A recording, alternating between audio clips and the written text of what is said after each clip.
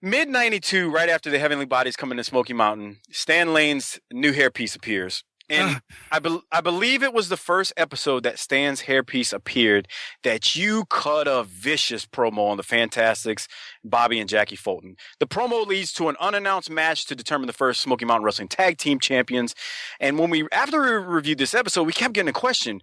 And people were speculating that it was the fact that this promo was so good by you in this episode that we thought to ourselves, man, did Jim just turn it up a notch because he needed to take the attention away from Stan's head? Because it really, in hindsight, when you're watching it, you're like, that's what looked like happened. But maybe that's just me looking at it now from 25 years ago. I think I was taking my attention away from Stan's head.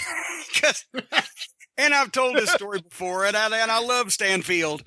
But he had somewhat of a midlife crisis and determined that his hair on top was thinning and it didn't look good. And now sans hairpiece, 25 years later, he at his age, he looks better than anybody else half his age.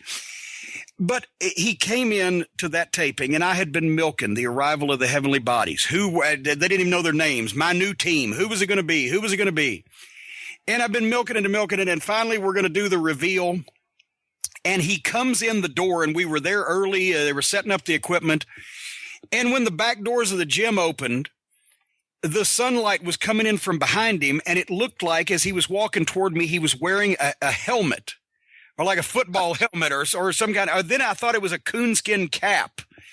And finally, he got close enough. I said, Stan, what have you done? He said, you like it, Corny? It was a full hairpiece. And it was sewn onto, he had gone to New Jersey to get this thing, and it was sewn onto his fucking head. And I said, Stan, can you work in that? He said, well, I guess we'll find out. And I'm like, well, what the fuck? You're a brand new gimmick, and here you go.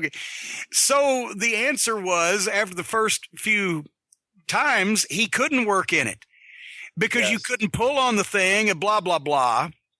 So if anybody's wondering why for a brief period of time there in the first year of Smoky Mountain Wrestling, and this may be your next question, that we put a wrestling headpiece, what's the word I'm searching for? Brian, somebody help me out. The amateur wrestling headgear. That's it. It covers the ears, and it basically strapped the fucking pelt on his head.